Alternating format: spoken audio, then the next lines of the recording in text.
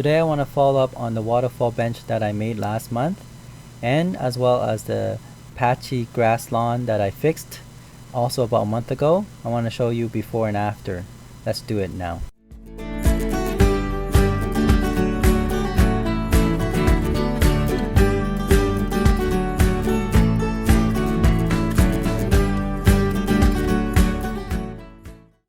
Okay, so last month I made a waterfall bench.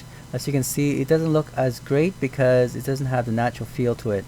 But now, as you can see, the vine grew around the bench and it covers a bit of the rock as well as the liner, and it looks pretty natural there, and that's what I'm hoping to achieve, and it did a pretty good job.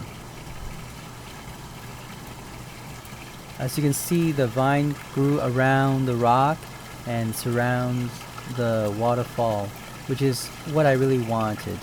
I want this natural feeling of that this is a part of nature, and that this is part of the natural phenomenon where waters come from, pretty much from somewhere in the rock, and then the plants just grow around it, so it feels like it's part of nature in itself. So that's a great design. As you can see, last month I put grass seeds on my patchy grass lawn so that I can grow grass, and there we go. Here it is. This is the end result after a month. Looks very nice. The grass is pretty much grown, lots of it, and here's the area that I was very proud of, and there it is. Lots of grass along that area, so it's now filled with grass, and previously, remember, it was just dirt. Now it's all grass. Pretty proud of that.